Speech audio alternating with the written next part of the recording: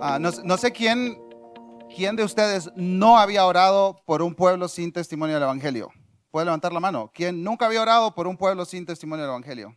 Bueno, hay varios. Ya lo hicieron por primera vez acá, pero esperamos que esto quede como una costumbre de vida, orar por pueblos sin testimonio del Evangelio. Me he gozado profundamente de estos 2 días, o 5 para los que estuvieron en la precumbre. He aprendido mucho, he sido desafiado y también impulsado a obedecer. Ahora, mi oración es que no obedezcamos solos. Aquí hay gente de Iglesia Reforma. Están más o menos, ¿no? Hay gente de Renacer. Vamos a probar. Hay gente de Reforma. Sí, ahí está la gente de Reforma. No hay competencia mucha. Saben, he estado pensando que no estamos llamados a obedecer solos. Estamos llamados a obedecer como iglesias. Así que mi oración es que mientras hemos estudiado la carta a los romanos, mientras hemos abierto la palabra de Dios que nos ha hablado a nuestro corazón, podamos obedecer juntos como iglesias. Esa es nuestra oración. La misión no está basada en un versículo de la Biblia. La misión realmente es el plan de Dios, trazado a lo largo de las Escrituras. Y la carta a los romanos es un manifiesto teológico y misionero. Y eso es lo que vamos a estar viendo en los últimos 2 capítulos de Romanos, ¿verdad? Brevemente voy a mencionar el capítulo 16, pero vamos a estar en el capítulo 15 de Romanos. Ahora, para comenzar esta última enseñanza de la cumbre, me gustaría que pensáramos un poco en las generaciones que hay aquí representadas. El pastor Diego hizo que separaran los mayores de 50, dijiste, Diego, sí, ¿verdad? No lo voy a hacer otra vez, 70 no, 50. Pero si naciste del año 1946 al 1964, eres baby boomer, ¿así se le dice? Baby boomer, ¿verdad? Si naciste del 65 al 80, eres generación X. ¿Sí? Hay algunos ahí, ¿verdad? Generación X. Hay muchos aquí, yo creo que tal vez la mayoría estamos entre los millennials, ¿verdad? Que es del 81 al 96. ¿Sí? Puro millennial acá, ¿verdad? Saben, estábamos hablando con Alberto y cuando fue la cumbre allá en España, en Sevilla el año pasado, él me dijo, necesitamos canas en la cumbre, me dijo, ¿verdad? Y por eso invitamos a Diego, ¿verdad? Allá en España estuvo Sam Masters, ¿verdad? Que tiene más canas. Pero realmente es importante que hayan pastores de generaciones, no sé cómo decirlo, antiguas, ¿verdad? No viejitas, antiguas. Porque no somos, no sé, esto no es una moda. Esta es la misión de Dios. Y la misión de Dios no es una moda que, mira, estos locos millennials están haciendo esto, ¿verdad? Ahora, sí me gustaría que se pusieran de pie los que nacieron del 97 al 2012. La generación Z. Wow.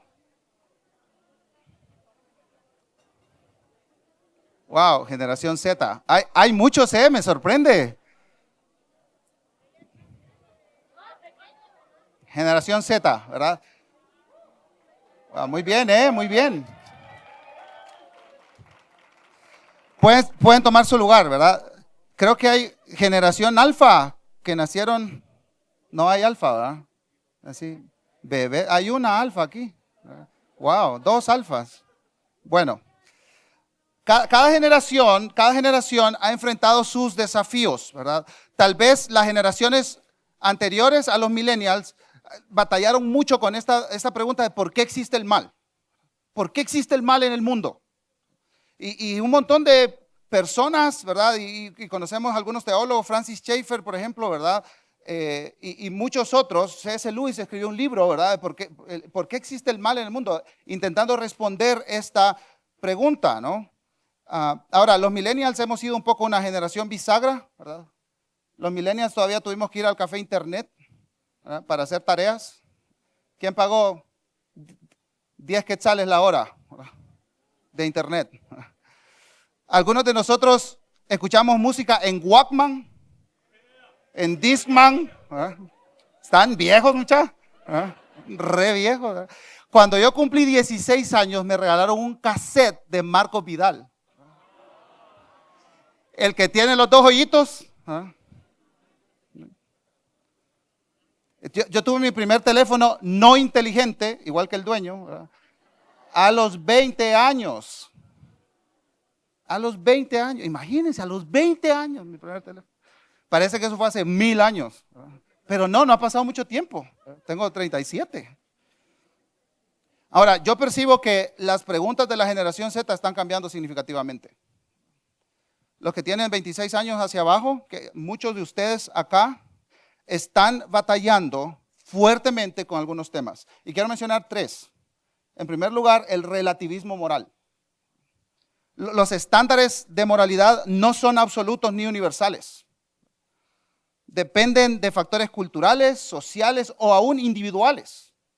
Algunos han llamado a esto el individualismo expresivo. Ahora, el relativismo moral da lugar a la falsa tolerancia, que es diferente a la verdadera tolerancia. La verdadera tolerancia implica el respeto y el amor hacia todas las personas, pero no compromete la verdad. En contraste, la falsa tolerancia evita el discernimiento moral, fomenta la aceptación del pecado y desalienta la corrección amorosa y necesaria que nosotros vemos y hemos visto en las Escrituras. La verdadera tolerancia le llama pecado a lo que es pecado, pero dignifica al ser humano. No hay una persona en este mundo más valiosa que otra. Aunque el app de fútbol que tengo en el teléfono dice que Lamine Yamal cuesta 100 millones de euros, yo valgo lo mismo que él. Lo único que tengo diferente son los pies, ¿verdad? Pero esa es otra historia. No es lo mismo decir que todos los seres humanos tenemos dignidad a decir que todas las ideas y todos los comportamientos son correctos. Los que me conocen saben que de repente digo algunas frases que decían mis abuelos, ¿verdad? Mis papás. Mi papá me diría, no confundas lo gordo con lo inflamado. Son dos cosas diferentes. Ahora, el relativismo moral y la falsa tolerancia nos llevan al mayor riesgo que corre la generación de ustedes, muchachos, que es la cultura de cancelación, especialmente en este mundo de las redes sociales, ¿verdad? Hoy en día, los jóvenes, su generación, son muy cautelosos al decir o hacer algo que pueda hacer que los cancelen. Y esto afecta su capacidad de interactuar con otros. Esto influye cómo ven toda su vida y especialmente el evangelismo y el discipulado, las misiones. Mira, es interesante, Barna es una organización que hace encuestas y ellos dicen que casi la mitad de los cristianos practicantes millennials, el 47%, están de acuerdo, al menos en parte, en que está mal compartir sus creencias personales con alguien de otra fe, con la esperanza de que algún día compartan la misma fe que ellos. Fuerte, ¿no? 47% de millennials. Ahora, imagínense eso en la generación Z. El porcentaje se aumenta significativamente. Ahora, ¿saben qué es lo interesante de esta encuesta que le hicieron a los millennials? Creen que parte de su fe es ser testigos de Jesús. Y que lo mejor que le podía haber pasado es conocer a Jesús. Ahora, como diría aquel personaje, ¿verdad? Que alguien me explique. ¿Cómo así? Parecen cosas contradictorias. Hay un autor que escribe mucho acerca de las nuevas generaciones, Jonathan Morrow, y él explica que la generación Z está creciendo en un mundo que rechaza la visión cristiana, pero que al mismo tiempo desea un mundo con las cualidades que solo los principios bíblicos pueden ofrecer. Miren, les voy a contar algo que me pasó que ilustra esto que estoy diciendo, ¿verdad? Yo en diciembre del 2012 fue a un evento enfocado en las misiones como este, ¿verdad? Pero un poquito más grande. Los que conocen Urbana, ¿verdad? Habíamos como 25,000 personas ahí. Y estudiamos el libro de Lucas, así como nosotros hemos estudiado el libro de los Romanos. Y hace un par de semanas, no hace mucho tiempo, me topé con un blog que se llama Dime por qué el mundo es raro. Y una chava que fue al mismo evento que fui yo, escribió lo siguiente: ya no hago evangelización porque es malo y poco amoroso. Y cuando ella pone ahí en mayúsculas malo y poco amoroso, es ella que lo enfatiza. Eso no fui yo, ¿verdad? El énfasis es original. Asumir que sé lo que necesitan completos desconocidos, es decir, que necesitan convertirse en cristianos, pero creo en hacer el bien y amar a las personas, incluso si eso no es parte de la descripción de mi trabajo. Y miren qué interesante, ella pone hacer lo correcto. Y yo me pregunto, ¿hacer lo correcto según quién? Dedicar tiempo y esfuerzo a cuidar a las personas, etc. ¿Pueden verlo? Cuando yo leí eso, ¡fua!, me impactó. Pero tal vez diría que me afectó. Porque estuvimos en el mismo evento, escuchamos el mismo mensaje, estudiamos la misma palabra de Dios, pero yo dije, ¿cómo es posible que pueda haber dicho esto? Que pueda haber escrito esto y que ahora está viviendo de acuerdo a esa convicción. Ahora, a mí me sorprendió, pero tal vez algunos de los zetas que están acá dicen, eso es verdad. Qué bueno que ella se dio cuenta. Ya no anda molestando a la gente. Ahora, si piensas así, es porque tú, al igual que esta señorita, han sido víctimas de estos 3 grandes desafíos: el relativismo moral, la falsa tolerancia y la cultura de cancelación. Ahora, una cosa que hace cóctel molotov aquí es una cuarta, y es el entretenimiento sin fin. Ustedes tienen acceso a entretenimiento sin fin. Miren, jóvenes, señoritas acá, si tú querías ver Marimar Costeñitas hoy,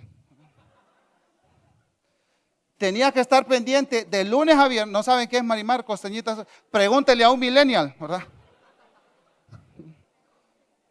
Bueno, para dar contexto a los que están fuera de la región, una novela mexicana famosa por estos rumbos, ¿verdad? No sé, La Usurpadora, María la del Barrio. Puedo seguir mencionando, ¿eh? Hasta quieren que les cante la canción. Marimar, ya la gran, aquí. Uf. Ya se está poniendo candente el asunto. Ahora, te tenías que levantar, ¿verdad? Y dejar de hacer lo que estabas haciendo. Eran las 7 de la noche, te tenías que poner enfrente del tele y tragarte todos los anuncios de la hora prime, ¿verdad? Pero ahora, nada de eso pasa, ¿verdad? Las plataformas de streaming, el mundo de gamer, que aquí hay una convención de gamers aquí en Guatemala. Las redes sociales, un sinfín de cosas pelean por su atención, por su tiempo, por su dinero, ¿verdad? No sé si escucharon esto, pero le preguntaron al CEO de Netflix cuál es el mayor competidor de Netflix. ¿Y saben lo que dijo él? El sueño. No es Amazon, no es Hulu, no es Paramount, no es Disney Plus, es el sueño. Si tú no duermes por estar viendo Netflix, ellos te tienen. Ellos te tienen. Entonces, hemos hablado de 4 cosas, pero ¿cuáles son los riesgos que ustedes están corriendo en esta generación, muchachos? Señoritas, los vamos a resumir a 2. En primer lugar, vivir sin verdad y como consecuencia vivir con miedo. Y en segundo lugar, vivir distraído, lo cual es vivir desenfocado. Vivir con miedo y vivir desenfocado. Ahora, cualquier cristiano de cualquier generación, de cualquier edad, ha corrido estos riesgos, pero mucho más su generación. Mucho más. Y lo que hemos estudiado a lo largo de la carta a los romanos nos ayuda a vivir sin miedo. ¿Saben por qué? Porque hay una verdad. Sí existe la verdad. Y entender que hay una verdad nos da valor, pero también nos ayuda a tener enfoque. Tú necesitas vivir en misión, porque vivir en misión te va a hacer vivir sin miedo y vivir enfocado. Y vemos esto en Romanos capítulo 15. La misión de Dios te da valor. Esto vence el miedo. Y Pablo sustenta su vida sobre la verdad de la revelación de Dios. Miren conmigo Romanos capítulo 15, versículos 7 al 14. Dice la palabra del Señor. Por tanto, acéptense los unos a los otros, como también Cristo nos aceptó para la gloria de Dios. Pues les digo que Cristo se hizo servidor de la circuncisión para demostrar la verdad de Dios, para confirmar las promesas dadas a los padres y para que los gentiles, ¿qué dice? Glorifiquen a Dios. ¿Por qué? Por su misericordia. Esto ya lo escuchamos. De Romanos capítulo 1, Romanos capítulo 12. Hablaron abundantemente de esto. Y sigue diciendo, como está escrito. Y aquí presten atención, porque Pablo va a hacer 4 referencias al Antiguo Testamento. Y estas 4 referencias son muy importantes para su argumento. La primera cita aparece en el versículo 9. Por tanto, te confesaré entre los gentiles y a tu nombre cantaré. Y vuelve a decir, regocíjense gentiles con su pueblo. Y de nuevo, alaben al Señor todos los gentiles y todos los pueblos lo alaben. Y a su vez, Isaías dice, retoñará la raíz de Isaí, el que se levantará a regir a los gentiles. Los gentiles pondrán en él su esperanza. Y el Dios de la esperanza los llene de todo gozo y paz en el creer, para que abunden en esperanza por el poder del Espíritu Santo. En cuanto a ustedes, hermanos míos, yo mismo estoy también convencido de que ustedes están llenos de bondad, llenos de todo conocimiento y capaces también de amonestarse los unos a los otros. Y Pablo aquí intencionalmente hace 2 cosas. En primer lugar, cita el Antiguo Testamento y él va a fundamentar su vida en esta misión. Cita la ley, los profetas y los escritos. Pero también, a través de estas citas, él nos dice cuál es el proceso de conversión. Escuché una conferencia del pastor Patrick Fung, él es de Hong Kong, y él explicó esta secuencia en estos pasajes. Él cita el segundo libro de Samuel 22:50. Por tanto, yo te confesaré entre los gentiles y a tu nombre cantaré. Ven, los gentiles son observadores de la adoración del pueblo de Dios. Pero el pueblo de Dios está entre los gentiles. ¿Sí lo perciben?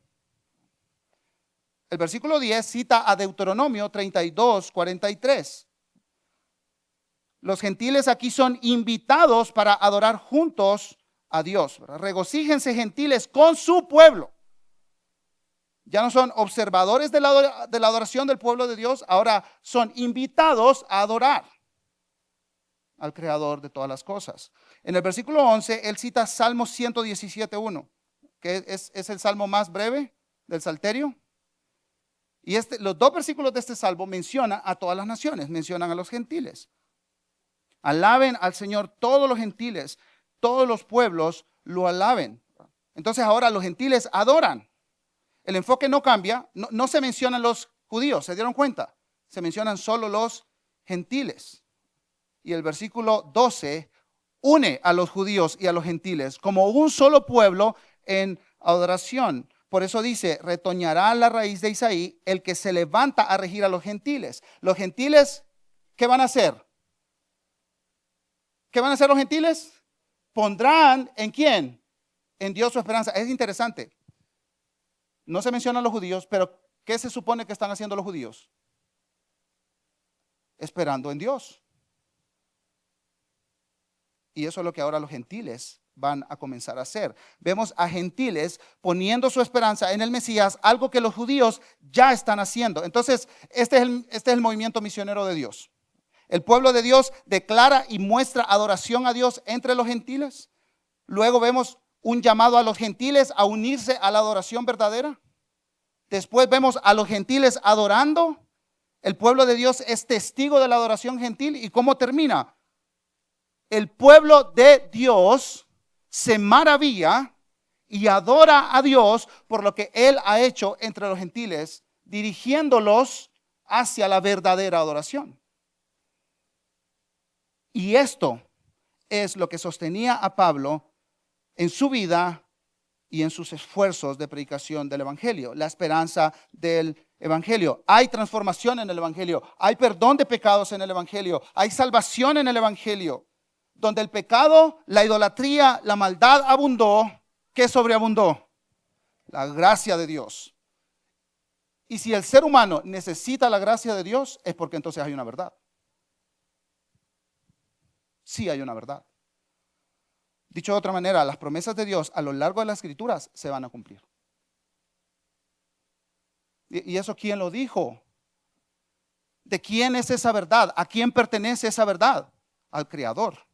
Al Creador de todas las cosas, al Dios de todas las naciones. Dios está formando una familia de todas las familias de la tierra, que juntos le adorarán por siempre, para siempre. Así que tú necesitas la misión, porque la misión te hará vivir sin temor en este mundo que no tiene verdad. La misión está fundamentada en la verdad, en la palabra, en las promesas de Dios. Ahora, también necesitas la misión porque la misión te da enfoque. Y si ustedes van al libro de Hechos, van a ver a un Pablo enfocadísimo. Ahora, Pablo no estaba enfocado porque no tenía PlayStation, ¿verdad? Mira, como no tenía PlayStation, entonces sí se puede enfocar. No. Él consideraba su vida como parte del plan glorioso de Dios de salvación. Y es interesante lo que Pablo hace. Pablo construye todos los capítulos de Romanos y al final, en el capítulo 15, él escribe la razón por la que está escribiendo. Llegamos hasta el capítulo 15 para saber por qué Pablo escribió la carta a los romanos. Y aquí tenemos su explicación. Miren conmigo versículos 18 al 21. Romanos 15, 18 al 21. Dice la palabra del Señor, porque no me atreveré a hablar de nada, sino de lo que Cristo ha hecho por medio de mí para la obediencia de los gentiles, en palabra y obra, con el poder de las señales y prodigios, en el poder del Espíritu de Dios, de manera que desde Jerusalén y por todos los alrededores hasta Ilírico, he predicado en toda su plenitud el Evangelio de Cristo. De esta manera me esforcé en anunciar el Evangelio, no donde Cristo ya era conocido, para no edificar sobre el fundamento de otro, sino como está escrito, aquellos a quienes nunca les fue anunciado acerca de él verán, y los que no han oído entenderán. He preparado unos mapas aquí para que podamos percibir lo que Pablo está hablando. Miren, acompáñenme, esta es la ruta del tercer viaje misionero del apóstol Pablo. Ya había hecho el primer viaje misionero, ¿verdad? En lo que se conoce como el Asia Menor, que hoy es el sur de Turquía, ¿verdad? Antalya y toda esa región. Regresó a Antioquía. Vemos en Hechos capítulo 15 que es el concilio de Jerusalén. Entonces va a Jerusalén, discuten este tema de la circuncisión, de las leyes judías, ¿verdad? Y Hechos 15 es un parteaguas en la historia de la iglesia, porque a los gentiles que se convierten no los obligan a sujetarse a las leyes judías. Regresa a Antioquía y sale en su segundo viaje misionero, ¿verdad? Y va un poquito más allá. Ahí recibe la visión del varón macedonio y entra en lo que hoy conocemos como Europa del Este. Luego regresa otra vez y esta es la ruta de su tercer viaje misionero. Entonces Pablo va más allá, llega, sabemos, a Filipo, a Tesalónica, a todas estas ciudades, llega a Corinto y desde Corinto Pablo escribe la carta a los romanos en su tercer viaje misionero. Y lo que Pablo está diciéndoles aquí a los romanos es, el evangelio lo he predicado desde Jerusalén, y ustedes ubican ahí Jerusalén, ¿verdad? Ahí en la parte derecha de la pantalla, hasta Ilírico. ¿Sí ven ahí donde dice Ilírico? Un poquito más arriba de Italia. Y en esta imagen, no luce muy bien esta pantalla, pero ahí ven las regiones amarillas, son donde ya había evangelio cuando Pablo terminó su tercer viaje misionero. ¿Ven? Entonces esto es lo que Pablo está diciendo. Lo he llenado con el mensaje del evangelio del Señor Jesucristo. Ahora, yo les hago una pregunta. Pablo está diciendo, ¿toda la gente ahí es creyente? Esto es sí y esto es no. ¿Sí? Pablo está diciendo que toda la gente ahí es creyente. Todos están súper mega comprometidos, ofrendan como nadie. No hay problemas matrimoniales. No hay adolescentes que se porten mal. No está diciendo eso. Lo que Pablo está diciendo es, hay iglesias establecidas, hay creyentes, hay liderazgo en esas iglesias establecidas y yo tengo una tarea. Miren conmigo versículo 22, Romanos 15, 22. Por esta razón, muchas veces me he visto impedido de ir a ustedes. ¿Por qué razón? Por la predicación del evangelio en estas regiones, de Jerusalén a Ilírico. Versículo 23, pero ahora, no quedando ya más lugares para mí en estas regiones, y puesto que por muchos años he tenido un gran deseo de ir a ustedes, cuando vaya, ¿a dónde dice? A España, ¿verdad? A ver, Real Madrid, Barcelona, por supuesto, ¿verdad? Ese es el interés de Pablo, ver que gana el Barcelona en Arabia Saudita. Miren, dice Pablo, yo los visitaré. ¿Ven el mapa? ¿Qué hay en España? ¿Hay creyentes en España? Pues por lo menos no conocidos. Y dice Pablo, hay que ir a España. ¿Pero qué quiere hacer? Dice, quiero pasar por su iglesia. ¿Para qué? Para que me ayuden a continuar hacia allá después de que haya disfrutado un poco de su compañía. Versículo 25, ahora voy a Jerusalén. Pablo había recogido una ofrenda y le estaba llevando a Jerusalén para los hermanos judíos necesitados. Y dice el versículo 28, así que cuando haya cumplido esto, les haya entregado esta ofrenda, iré a España, llegando de paso a verlos. Pablo tenía un objetivo muy claro, y era proclamar el evangelio donde nunca había sido predicado. Ahora, vuelvo al punto anterior. Piensen por un momento, cuando ustedes leen las cartas de Efesios, Filipenses, Colosenses, Primera y Segunda Tesalonicenses, Primera y Segunda Timoteo, Tito, Filemón, cuando leen la Primera y Segunda carta a los Corintios, ¿qué ven ustedes en estas iglesias? Ven problemas, pecados, líos, falsa doctrina, un montón de cosas. Un montón de cosas hay en estas iglesias. Ahora, ¿por qué estoy diciendo esto? Porque muchas veces pensamos que tenemos que movernos por necesidad. He escuchado mucho esto. Es que aquí hay mucha necesidad. Ahora, ¿eso es cierto o no es cierto? En tu iglesia local hay necesidad. En tu familia hay necesidad. En tu barrio hay necesidad. En tu país hay necesidad. Pues sí, ¿verdad? Es más, ¿por qué no todos se quedan en Iglesia Reforma? Ahí nos ayudan con unas ovejas ahí medio, ¿verdad? El punto, o sea, la pregunta no es dónde hay necesidad. No te muevas, no te muevas por esa pregunta.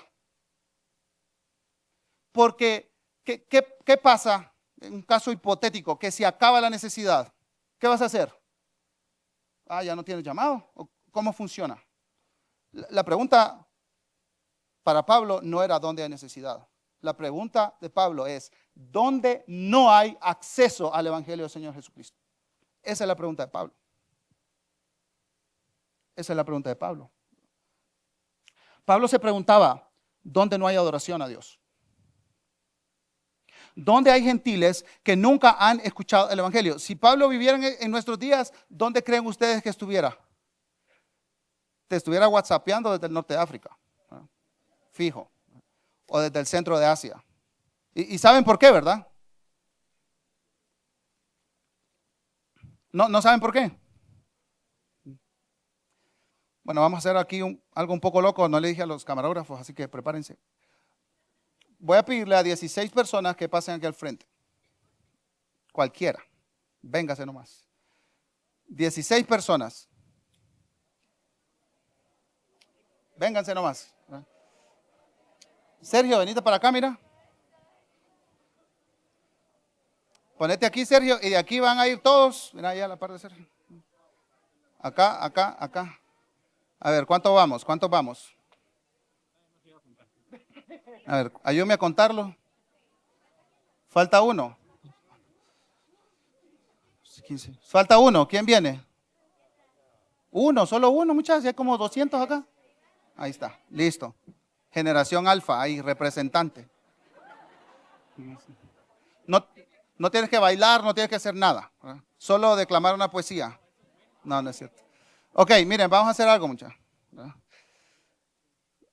Ahí vimos el video, hay más de 8.000.000.000 de personas en el mundo, entonces cada uno de estos jóvenes señoritas acá van a representar 500 millones de personas. Obvio, esto es una ilustración.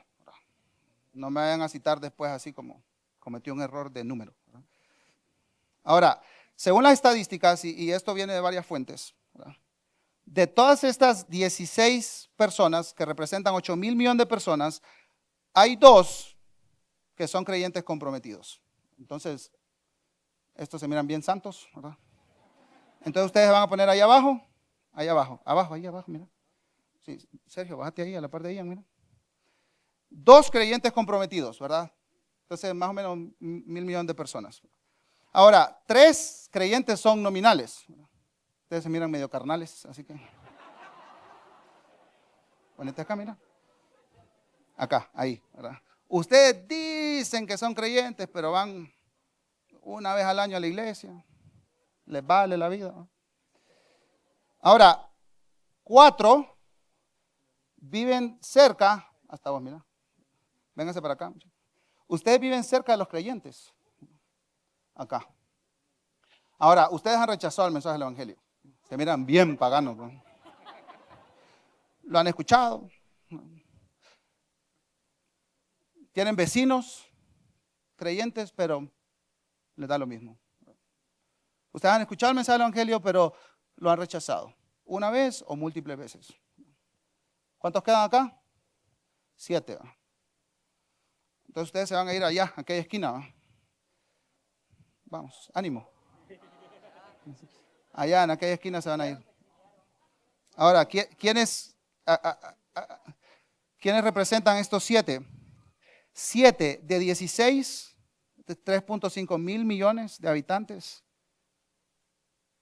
no viven cerca de un creyente. No solo no son creyentes, sino que ellos no viven cerca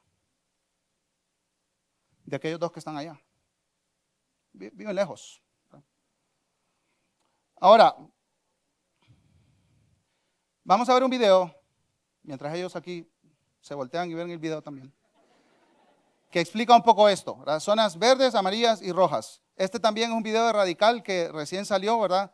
Y lo hicieron con inteligencia artificial, así que van a escuchar al Steven todo agripado, ¿verdad? Otra vez. Pero presten atención a este video, dura 2 minutos y nos va a explicar un poco de esta realidad.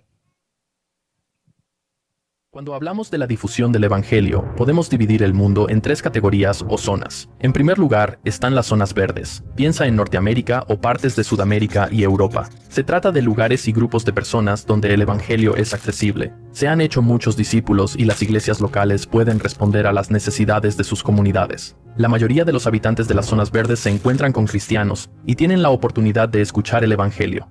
En segundo lugar, están las zonas amarillas o formativas. Pueden ser de 2 tipos. En primer lugar, una zona amarilla puede ser un lugar o un grupo de personas donde solía haber muchas iglesias y el evangelio prevalecía, pero esa presencia parece estar disminuyendo. Piensa en lugares como Alemania o Suiza. Pero las zonas amarillas también pueden ser lugares donde el evangelio se está extendiendo de forma significativa, quizá por primera vez en décadas o incluso siglos. Puede que el cristianismo aún no sea ampliamente aceptado o accesible, pero parece estar creciendo. Y luego están las zonas rojas. Una zona roja es un lugar o un grupo de personas donde la mayoría de la gente nunca se encontrará con un cristiano que pueda compartir el evangelio con ellos. No estamos hablando simplemente de personas perdidas. Esas se encuentran en todas partes. Si tú estás en una zona verde ahora, hay gente perdida en tu vecindario. Pero en las zonas verdes y amarillas, los no creyentes pueden conocer a un cristiano, ir a la iglesia, leer una Biblia, o escuchar el evangelio en la calle, o de un amigo. El evangelio es accesible y está presente, pero no ocurre lo mismo en las zonas rojas. La mayoría de los que viven en las zonas rojas nacerán, vivirán y morirán sin haber oído nunca el evangelio en ninguna de sus formas, sin haber visto nunca una iglesia, sin haber leído nunca una Biblia, o incluso sin haber tenido acceso a ella, sin haber conocido nunca al verdadero Jesús. Hay muchos factores por los que estas zonas son rojas, como las barreras geográficas, la persecución ideológica y violenta. Vemos estos desafíos en lugares como Afganistán, Yemen, Libia o Corea del Norte. Y estos hacen que sea difícil compartir el evangelio y plantar iglesias. Y esta urgente necesidad espiritual se eleva cuando consideramos que muchas zonas rojas también tienen intensas necesidades físicas debido a conflictos económicos, guerras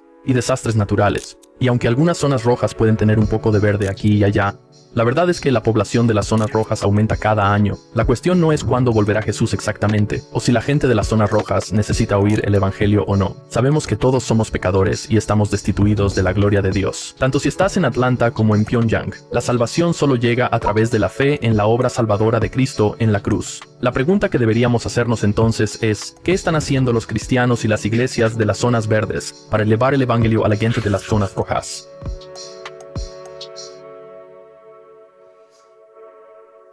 Sí se comprendió, ¿verdad?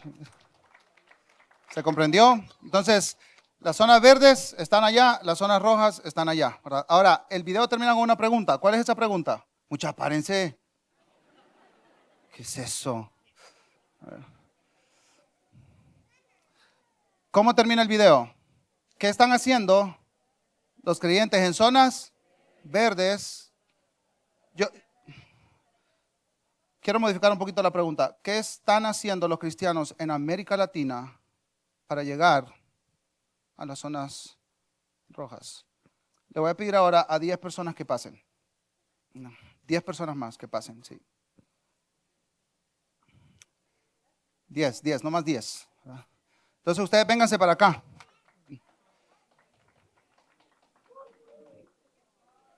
Bien, ¿cuántos somos? 1, 2, 3, 4, 5, 6, 7, 8, 9, 10. Perfecto, 10. Muy bien, miren. Ustedes representan el 100% de los obreros que están siendo enviados. El 100% de los obreros que están siendo enviados. Entonces, 7 de ustedes, el 70% aproximadamente, van a ir con aquellos dos allá. Porque del 100%, cerca del 70% están sirviendo entre los creyentes. Entonces vayan allá, porfa, donde aquellos dos cristianos súper bien portados. Y aquí tenemos 3. Ustedes dos se quedan con estos 4 aquí, que están cerca de los creyentes, ¿verdad? Pero que todavía no son creyentes. Ustedes están trabajando entre ellos, intentándolos alcanzar. Y menos del 10% de los obreros enviados están yendo allá.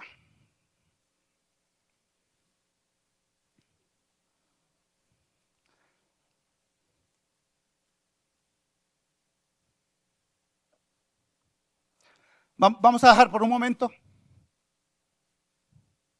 que esto se asiente en nuestros corazones. Porque hay una cosa más. Aquí hay 100 monedas de quetzal. ¿Cómo se están distribuyendo nuestros recursos económicos, financieros? Entonces, uno de los obreros puede venir, porfa, tú vas a ser el tesorero. No, tú no, porque tú eres un creyente, ¿verdad? Uno de los obreros. También es creyente este, pues venite. Sí, venite. Mira, José, tú tienes aquí el 100% de la iglesia, ¿verdad? No eres Judas, ¿verdad? Pero tú vas a contar 18 monedas y las vas a sacar de esa bolsa. 18 monedas, cuenta 18 monedas y las vas a sacar de esa bolsa. ¿Por qué? Porque el 82% de los recursos estimados, el 82% de los recursos se quedan con los obreros que están sirviendo entre creyentes. Entonces saca 18 y entonces llévate el resto para allá. Aquí hay 18. Entonces, Ian, vení, Ian, vos sos un creyente, ¿verdad? Vos das tu pisto a la iglesia. Y entonces, 82 se quedan allá con ustedes. Entonces, tenés 18 que sobran. De estos 18, a ver, saquemos de una vez 6, porque no sé si te cuesta contar o no. 5, 6, ok. Andá, dáselo, mira, a estos 3 que están sirviendo entre esos de ahí, dáselos, ¿verdad? Ahí hay el 12% de los recursos de los creyentes van allá, ¿verdad? Ahora, vos tenés aquí 6%. Eso va a las misiones. Ahora, agarra 2 de esas monedas 2, y se lo llevas a la obrera que está trabajando allá. 2.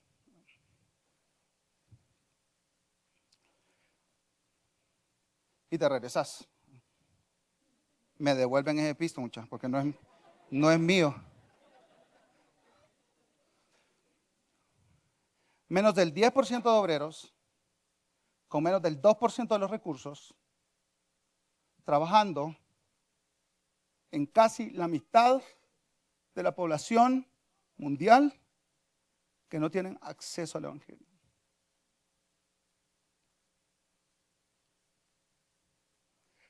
¿Qué perciben aquí, hermanos? ¿Saben cómo le han llamado algunos misionólogos a esto? El gran desbalance. El gran desbalance. Menos del 10% de obreros, con menos del 2% de los recursos de la iglesia, sirviendo a las personas que menos tienen acceso al Evangelio. No estamos diciendo que aquí no hay necesidad, estamos diciendo que aquí no hay acceso. Y esto tiene que cambiar. Amén. Esto tiene que cambiar. ¿Y por qué hicimos una cumbre misionera? ¿Por qué tanto esfuerzo en hacer una cumbre misionera? Porque esto tiene que cambiar. Y hermanos, hermanas, esto va a cambiar. Estamos aquí porque confiamos que esto va a cambiar. Así que devuélvame el pisto, muchachos, y váyanse a sentar. Ustedes también se pueden sentar no alcanzados. Gracias. Ahora, ¿qué hago con toda esta información? ¿Verdad? ¿Qué hago con todo esto? Romanos y no alcanzados. Ay, muchacha, ¿qué hago, verdad? ¿Qué hago? Bueno, tengo 3 propuestas y tú puedes seguir cavando en esto. En primer lugar, ve. En primer lugar, ve. Puedes ir como un misionero vocacional enviado por tu iglesia local. Puedes mudarte a estudiar o trabajar como profesional para hacer luz y sal en un entorno donde la iglesia es menos visible, donde hay menos acceso al Evangelio. Te recomiendo que hagas eso con la bendición de tu iglesia, de tus pastores, con la guía de tu liderazgo eclesiástico. Ya escuchamos, ¿verdad? En uno de los videos se estima que el 86% de musulmanes, budistas, hinduistas no conocen a un verdadero seguidor del Señor Jesús. No basta con enviar obreros. Creyentes, profesionales, estudiantes se tienen que trasladar a vivir ahí entre ellos. Se necesitan profesionales, médicos, maestros, ingenieros, deportistas, artistas, desarrolladores, empresarios, artesanos, traductores, emprendedores. Ve. Otra cosa que puedes hacer es escoger una carrera profesional preguntándote, ¿cómo puedo participar de la misión de Dios mientras me gano la vida en esta carrera? Entonces, primero es ve. Hay diferentes caminos para ir. En segundo lugar, envía. En segundo lugar, envía. ¿Cómo enviamos? Ora por misioneros que ya están en el campo. Ora por etnias sin testimonio del Evangelio. Ofrenda a misioneros. Visita a misioneros en el campo si tienen los recursos. Aparta una semana de tus vacaciones para visitar a un misionero que está en el campo. Recibe extranjeros en tu casa también. Y esto último es muy importante. Moviliza a otros para la misión. ¿Qué vas a hacer con todo lo que has obtenido acá? Compártelo con otros creyentes.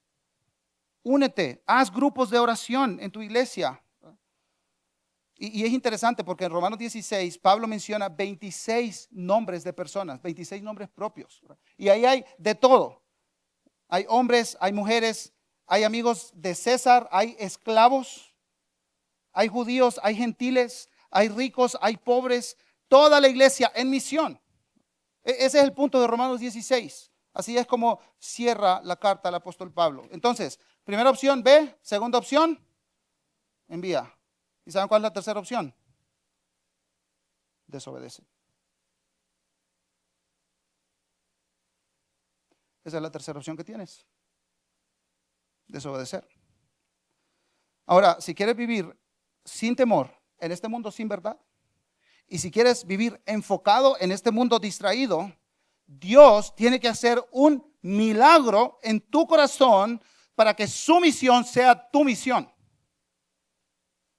No hay otra manera. La meta de tu vida no es solamente piedad personal, portarte bien.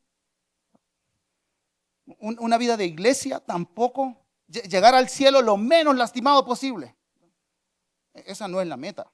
Fuimos creados para una eternidad de adoración multiétnica. Ahora, una de las personas que estaban acá, Isabela, ella fue la que dirigió nuestro tiempo de oración. Te pido que te pongas de pie, por favor. Perdón por exponerte de esta manera. Ella va a ir al norte de África y se va el 20 de enero. Porque ella se va a mover de acá a allá. ¿Y cuántos más vamos ahí? Puedes tomar tu lugar, Isabela. Gracias. Vamos a orar por Isabela en un momento. Pero tenemos que orar por más. Amén. Tenemos que orar por más, pero no solo por la que va, sino por los que envían. Por los que van y por los que envían. Seguramente serán más los que envían. Tienen que ser más los que envían. Yo he pensado, Señor, ¿por qué pusiste a la iglesia latinoamericana tan lejos de esos lugares? Se ha puesto a pensar, estamos re lejos, muchachos.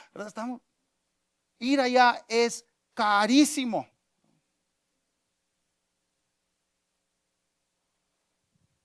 Pero el Señor es digno.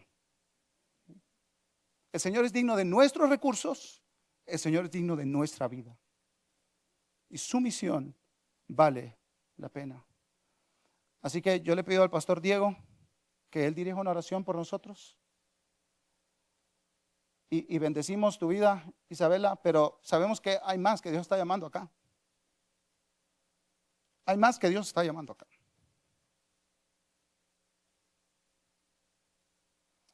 Pasa, por favor, y dirige una oración por los que irán y por los que enviarán. Bueno, yo quiero decir que me siento realmente avergonzado de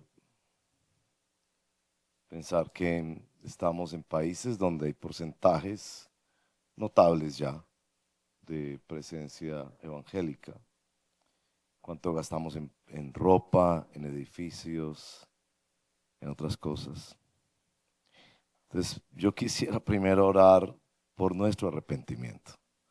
Siempre el evangelio verdadero es el instrumento que Dios usa para traer nuevo nacimiento y para expresar ese cambio en arrepentimiento y en fe. Pero antes de orar con fe, yo quisiera orar con arrepentimiento. Y bueno, oremos. Señor, perdónanos. Escuchar estas cifras son abrumadoras para nosotros. Sabemos que nosotros no somos redentores de la humanidad, ni nos llamas a hacerlo.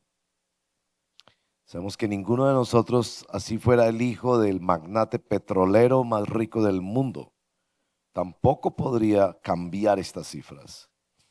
Por lo menos no podría cambiarlos notablemente. Pero sí reconocemos que somos parte de un pueblo que ha sido inmensamente bendecido. Y Pablo ahí ha citado a la iglesia de Macedonia, que en medio de su profunda pobreza abundaron en riqueza de su generosidad. Nos arrepentimos, Señor, por tiempo, que es el mismo que todos tenemos, 24 horas cada día, y no hemos dedicado tiempo para orar, recibir, animar, enviar, llamar, visitar, escribir, pensar en la necesidad que hay y quienes sí están atendiéndolos. Perdónanos por el mal manejo del tiempo. Perdónanos por el mal manejo de nuestros tesoros, de nuestros recursos. Porque la verdad, en América Latina somos muy ambiciosos como iglesia y queremos producir un show, parecernos a los gringos, tener mucha cosa y cada vez más sonido, más luces, más instrumentos, más música, cuando hay gente que no está necesitando más música, más instrumentos, más edificios, está necesitando el evangelio. Perdónanos, Señor, por el mal uso de nuestros talentos, que pensamos que son nuestros y no que nos han sido dados para administrarlos como mayordomos y servirte a ti, porque se trata de ti. Cuando nuestro hermano nos dice que no se trata de llegar lo menos heridos al cielo, de eso no se trata el cristianismo. El cristianismo se trata de dar de gracia lo que tú nos has dado, invertir nuestra vida para otro. Así que te pedimos por favor que nos perdones, que nos ayudes a dar frutos dignos de arrepentimiento, que den cuenta de verdadera anhelo de nuestro corazón de usar los medios ordinarios, como dice esa primera junta misionera. Ellos no estaban preocupados por los medios extraordinarios, esos están en tus manos. Tú eres el que convierte corazones, tú eres el que abre puertas, el que pone reyes, quita reyes, cambia idiomas, mueve cosas, trae situaciones históricas y sociales que abren caminos. Pero nosotros sí somos responsables de los medios ordinarios, de cómo usamos nuestro tiempo, nuestros tesoros, nuestros talentos, cómo nos organizamos, nos apoyamos unos a otros. Así que Padre, pedimos humildemente que nos perdones, que nos cambies, y en la fe que creemos que el mismo poder de Dios que nos salvó es el mismo que nos santifica por su gracia, basados en la obra suficiente de Jesús, por el poder del Espíritu Santo. Queremos orar, Señor, por nuestros hermanos, estos lindos jóvenes, que me emociona tanto ver estos muchachos de estas edades, algunos solamente queriendo escuchar, pero muchos que seguramente tú ya les has tocado el corazón, los vienes inquietando, invitándolos a ser parte de algo más grande que ellos mismos, a conocer la verdad del resucitado y abrazarla, a enfocarse en un propósito de vida que venga del cielo y no de la tierra, que no sea de los hombres, y jugársela toda por el reino de Dios. Oramos por ellos, Padre, en el nombre de Jesús. Así que yo quisiera pedir si hay un joven o una señorita que quiere que oremos por ti. No vamos a preguntarte nada, no vamos a decirte que estás tomando una decisión hoy. Solamente estás diciendo con esto: yo quiero que oren por mí. Y quizás queda en la privacidad de qué es ese motivo de oración. Tal vez una gran decisión, una conversación con tus padres, un cambio en tu proceso educativo, un diálogo honesto con tu pastor, un viaje, un recurso que tienes en casa y quieres dedicarlo, un tiempo especial que vas a decidir. Y yo quisiera pedir que quienes quieren que oremos por ti, que te pongas de pie. No te voy a pedir que vengas o que te arrodilles o que le cuentes al vecino. No te voy a pedir enseguida que hagas otra cosa más que en fe pararte y decir: los que representamos a la iglesia de Jesucristo aquí, por favor oren por mí. Tal vez estás en un proceso de decisión y no quieres apresurarte a decir: hoy voy a hacer esto o aquello, pero sí estás diciendo: yo necesito que ores por mí. Iglesia, ora por mí. Y ese respaldo de oración tan esencial para las misiones, tan esencial, aún debemos decirlo en nuestra fe, más importante que recursos materiales, es tocar el trono de la gracia, tocar las dimensiones del que todo lo tiene y todo lo puede, el dueño del oro y de la plata. Y Él es poderoso para convertir al tipo más rico del mundo que de todo para misiones. Él puede hacer eso. Pero lo que nos ha ordenado es que oremos y que creamos que nada hay imposible para nuestro Dios. Así que quienes están de pie, si hay alguien más que quiere ponerse de pie, los que estamos ahí sentados, oramos por ellos. Tal vez los que estamos sentados podemos tener en nuestra mente a alguien especial. Tal vez viniste con un hijo, con un familiar, con un amigo y sabes eso que está pasando en ese corazón. Entonces, por favor, empieza a orar, empieza a orar, empieza a orar, empieza a orar. Señor, mira ese corazón, esa vida. ¿Qué fue lo que pasó con Pablo esos 3 días de ceguera? Que inmediatamente empezó a predicar y casi lo tuvieron que frenar desde el principio para que se formara más y sirviera y después fuera enviado. ¿Qué fue lo que pasó en él? Y oramos, Señor, especialmente los que hemos sido llamados por Dios, entendemos eso, ese fuego, esa cosa de Jeremías irresistible. Aunque sabíamos que vendría enfermedad, pobreza, dificultad, rechazo, miedos, desplazamientos, era más fuerte escuchar al Dios que ha hablado, el Dios que no está callado y que ha prometido dirigirnos por el poder del Espíritu Santo con base en su palabra, confirmando propósitos individuales y colectivos en medio de su iglesia. Señor, oramos en el nombre de Jesús. Toma el corazón de estos muchachos y muchachas. Guíalos. Tú has prometido que por torpes que seamos, no nos desviaremos, ni a derecha ni a izquierda. Tú has prometido esto y te lo pedimos en el nombre de Jesús. Hazlo así en el nombre de Jesús. Gracias, Pastor Diego. Señor, encomendamos a ti el fruto de la palabra sembrada, pero lo hacemos para la gloria de tu nombre en todas las naciones. Te alabamos, Señor, en el nombre de Jesús. Amén.